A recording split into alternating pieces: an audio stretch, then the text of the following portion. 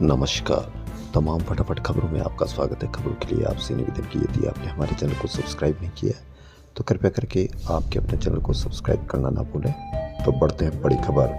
Lebanon के दक्षिणी इलाके में इजराइल और हिजबुल्लाह के बीच जारी जमीनी लड़ाई में बुधवार को इजरायली सेना 2 किलोमीटर अंदर मरून अल रस्काव पहुंच गई है।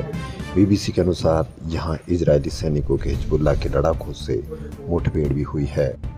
आमने सामने की लड़ाई में इजराइल के सैनिकों की मौत भी हो गई है, जबकि 18 घायल हुए हैं।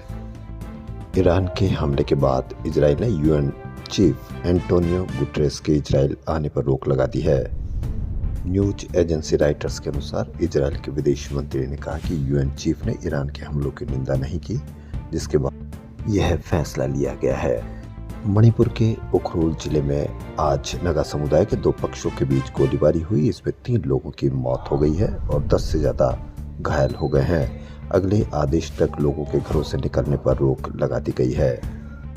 डेरा सच्चा सौदा के मुखी राम रहीम को हरियाणा चुनाव के बीच पैरोल देने पर घमासान मच गया।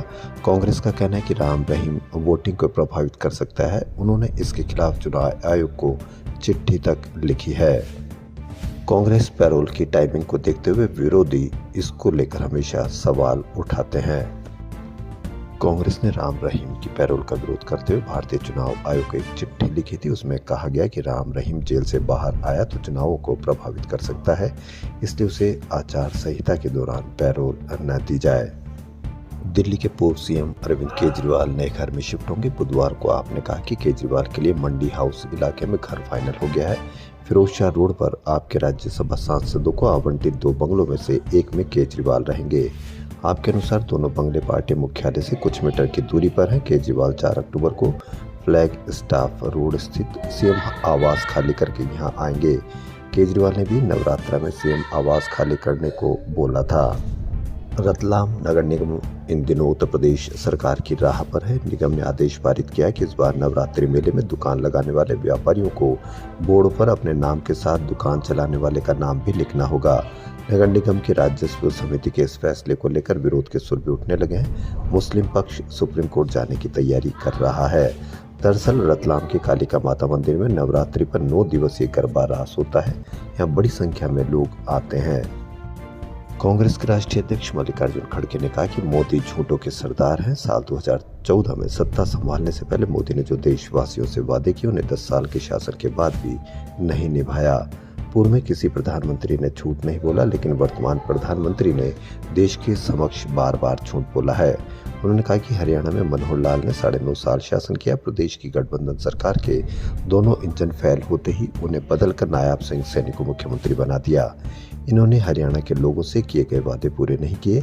लोग आज भी हुड्डा सरकार द्वारा किए गए विकास कार्य को याद करते हैं। हम जो कहते हैं वो करते हैं, लेकिन वे भाजपा कभी वादे पूरे नहीं करती। भाजपा पहाड़ खोद कर चूहा निकालती है। मल्लिकार्जुन खड़गे ने ये बातें चरखी दादरी में कहा। वह यहां बाडड़ा में चुनावी रैली को संबोधित करने पहुंचे। इस रैली में पूर्व सीएम भूपेंद्र सिंह हुड्डा भी मौजूद रहे। इससे पहले खड़गे 2 रैलियों में तबीयत खराब होने के चलते नहीं पहुंच पाए थे। रैली को संबोधित करते हुए कहा कि वर्ष 2014 के चुनाव से पहले मोदी ने कहा था कि कांग्रेस नेताओं का काला धन विदेश में है और अगर भाजपा की सरकार बनी तो उसे देश में लाकर प्रत्येक देशवासी के खाते में 15 लाख डालूंगा। उनका यह वादा चुगला साबित हुआ। हर साल 2 करोड़ युवाओं को नौकरी देने का वादा भी मोदी ने नहीं निभाया। हरियाणा में विधानसभा चुनाव के बीच जुलाना से कांग्रेस उम्मीदवार एवं पूर्व रेसलर विनेश फोगाट का दावा है कि पेरिस ओलंपिक में 100 ग्राम बड़े वजन से डिस्क्वालीफाई होने पर प्रधानमंत्री नरेंद्र मोदी की तरफ से उन्हें कॉल आई थी, लेकिन उसमें कुछ शर्तें रखी गई थी। वह यह वीडियो सोशल मीडिया पर भी डालना चाहते थे, इसलिए मैंने बात करने से इनकार कर दिया। पीएम को बात करनी थी तो बिना रिकॉर्डिंग करते। अगर उनको सच में सहानुभूति है तो बिना रिकॉर्डिंग बात कर सकते, तो मैं बहुत धन्यवाद रहूंगी। शायद उन्हें पता था कि विनेश बात करेगी तो 2 साल का हिसाब मांगेगी। वह अपने हिसाब से रिकॉर्डिंग को काट सकते थे, लेकिन मैं तो ऐसा नहीं कर सकती। राष्ट्रपिता महात्मा गांधी की जयंती पर हिमाचल की मंडी से सांसद एवं अभिनेत्री कंगना रनौत की सोशल मीडिया पोस्ट से विवाद छिड़ गया। इसे महात्मा गांधी के अपमान से जोड़कर देखा जा रहा है। कंगना ने अपने सोशल मीडिया अकाउंट पर एक पोस्ट शेयर किया जिसमें उन्होंने लिखा कि देश के पिता नहीं, देश के तो लाल होते हैं। धन्य है भारत माँ के ये लाल। इसके नीचे कंगना ने लाल बहादुर शास्त्री की फोटो लगाई हुई है। बता दें कि आज राष्ट्रपिता महात्मा गांधी के साथ साथ पूर्व प्रधानमंत्री और भारत रत्न से सम्मानित लाल बहादुर शास्त्री की जयंती भी है। कंगना ने लाल बहादुर शास्त्री की जयंती को लेकर ये पोस्ट किया। हालांकि इस पोस्ट के जरिए उन्होंने महात्मा गांधी पर तंज कसा है। वहीं कांग्रेस नेता राजकुमार वेरका ने कहा कि कंगना देश विरोधी बातें कर रही है। हम बार बार मांग करें कि इसके खिलाफ देशद्रोह का केस होना चाहिए। बीजेपी न तो इनके खिलाफ मुकदमा दर्ज कर रही है और न ही कोई अन्य कार्रवाई कर रही है। लेकिन हैरानगी इस बात की कि आज महात्मा गांधी का दिन हो, ऐसे में टिप्पणी बर्दाश्त नहीं की जा सकती है। एक तरफ प्रधानमंत्री नरेंद्र मोदी महात्मा गांधी के चरणों में पुष्पमाला अर्पित कर रहे हैं, ये महात्मा गांधी को गाली निकाल रही है। इस बारे में बीजेपी अपनी नीति स्पष्ट करे, साथ ही कंगना पर कार्रवाई करे। यह पहली बार नहीं है जब कंगना ने महात्मा गांधी को लेकर विवादित बयान दिया। इससे पहले भी कई मौकों पर बापू पर तंज कस चुकी है। 17 नवंबर 2021 में भी कंगना बापू पर एक विवादित बयान देकर सुर्खियों में आई थी। उस समय कंगना ने दावा किया था कि आजाद हिंद फौज के संस्थापक सुभाष चंद्र बोस और शहीद भगत सिंह को महात्मा गांधी से समर्थन नहीं मिला। इसके साथ ही कंगना ने महात्मा गांधी द्वारा दिए गए अहिंसा के मंत्र का भी मजाक बनाते हुए कहा था कि एक और गाल आगे करने से आपको भीख मिलती है, आज़ादी नहीं। इतना ही नहीं, कंगना ने लिखा था कि अपने हीरोज को बुद्धिमानी के साथ चुनिए।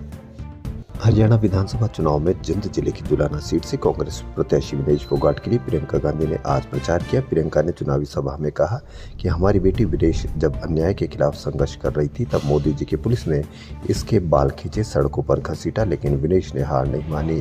वह संघर्ष करते हुए ओलंपिक तक पहुंची। प्रियंका ने कहा कि मोदी सरकार ने अग्निवीर योजना बनाकर युवाओं को बेरोजगार कर दिया। वे 4 साल बाद ही दोबारा नौकरी खोजने लगते हैं। हरियाणा सरकार किसानों को 24 फसलों पर MSP देते हैं, उनमें से 10 फसल तो हरियाणा के किसान उगाते ही नहीं। सरकार किसानों को बेवकूफ बना रही है। खबरों फिलहाल इतना ही। यदि आपको हमारा चैनल पसंद आए तो लाइक, सब्सक्राइब और शेयर अवश्य करें। धन्यवाद।